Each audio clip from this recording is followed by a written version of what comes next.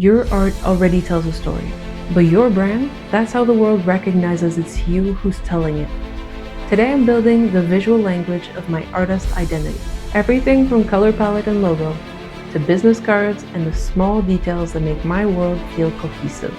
After building our portfolios, websites, and socials, it's time to tie everything together. So let's design your artist brand from the inside out. When people hear the word branding, they usually think fonts, logos, and color palettes. But a brand, especially for an artist, is so much more than a design choice. It's the emotional fingerprint of your work, the tone people feel when they step into your world. For me, my brand lives in that surreal tension between beauty and unease, the eerie, the nostalgic, the dreamlike.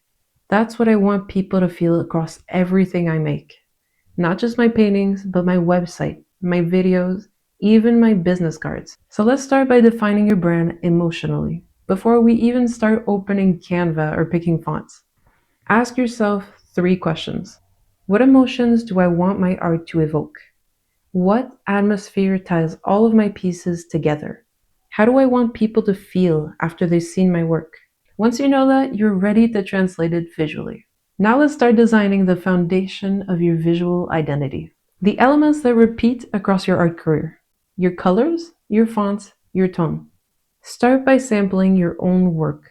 You'll probably notice that your favorite tones repeat naturally. Maybe it's muted blues, off-whites, warm shadows, or saturated reds. For me, I'm drawn to tinted black and white, vintage tones with one color that stands out. That's my storytelling tool, and it now becomes part of my brand palette. Next, pick 1 or 2 fonts that fit your personality. One for your heading, bold or artistic. One for text, clean and readable. If your art is whimsical, maybe your font has softness. If it's dark or mysterious, something with weight or serif can reinforce that tone.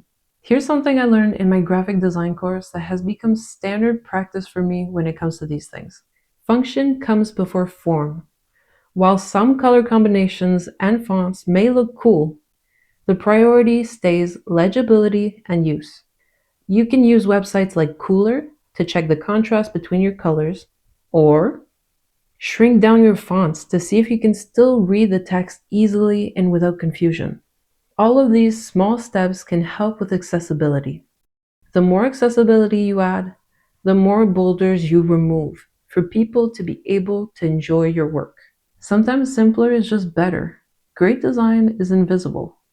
Here's where everything ties together. Mood.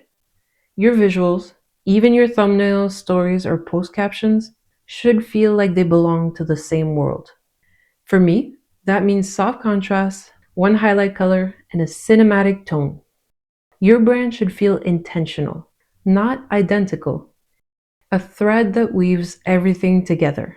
Now that we have our foundation, let's design a logo. This step is fully optional. Your logo doesn't have to scream your name, Ellie. It just has to whisper your essence. A good artist logo should work in any size, on a business card, a watermark, or a banner. If you have a longer name, a monogram might be easier. If your art has a reoccurring motif, like an eye, a brushstroke, or a star, turn it into a simple mark. Don't overthink it. Your logo isn't permanent. It evolves as your art grows. The real key is recognizability. If someone sees your logo next to your art, it should feel like they belong together. Next up, business cards, because yes, they do still matter, especially for art fairs, exhibitions, or when someone stops you to ask where they can find your work.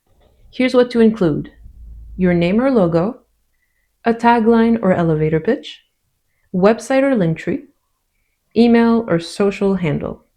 Optional, a small artwork preview or QR code. Try to keep it clean and align with your brand colors. For me, I decided to go with 2 different designs. I designed this one to look like a tarot card.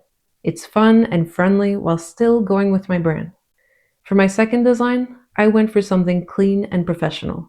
I love how this one shows both my style in ink and in acrylics, while still feeling united. Which style do you prefer, simple or original? Even a small touch like paper choice Matte, recycled, or textured, can make your brand feel more tactile and real. Now, here's a small detail that can give you an edge in professionalism: your email signature. When you send emails to galleries, curators, clients, or collaborators, your signature acts like a mini business card. It tells people instantly who you are, visually and professionally. Keep it simple and consistent with your brand. You can add your name, your title or tagline, your website, one or two key links, your logo or signature mark, and, if you want, a tiny artwork thumbnail. Nothing distracting. Let me show you how to make one quickly. Search email signature in Canva.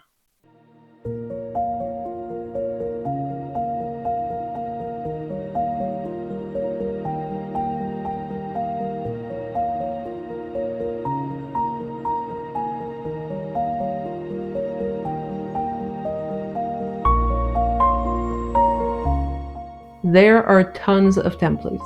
Pick something minimal so it doesn't fight with your art.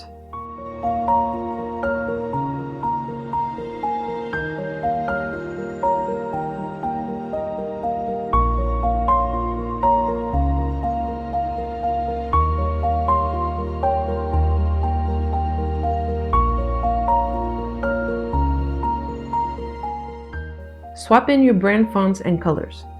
Add your logo, maybe a single highlight color for emphasis.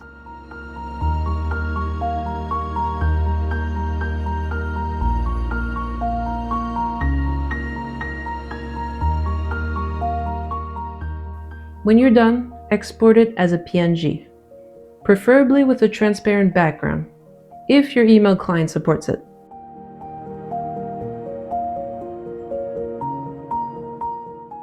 Then go to Gmail, Settings, scroll almost all the way down to Signature, add a new one,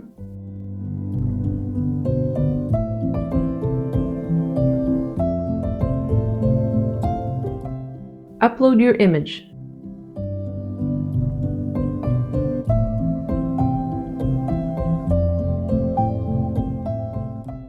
You can drag your image here. Mine is in my drive.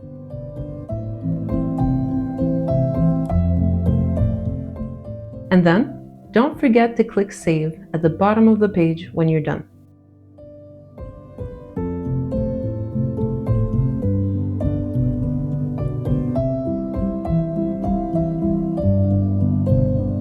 That's it. Now every email you send subtly reinforces your brand, like a small echo of your creative world.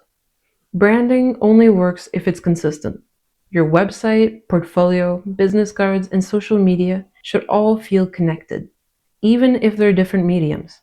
When someone goes from your Instagram to your site, they should feel like they're walking through the same world. Think of your brand as an ecosystem.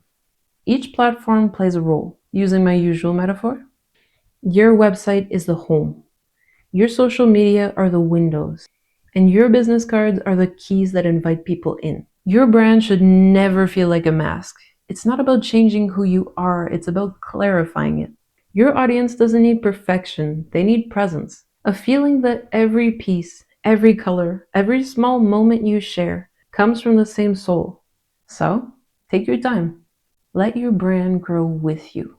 You'll know it's working when someone says, "I saw this piece online and I instantly thought about you." That's the magic of branding, not control, but recognition. If you have any questions or concerns, or you would like to have some support, let me know in the comments below. You've got this, and I'll see you soon.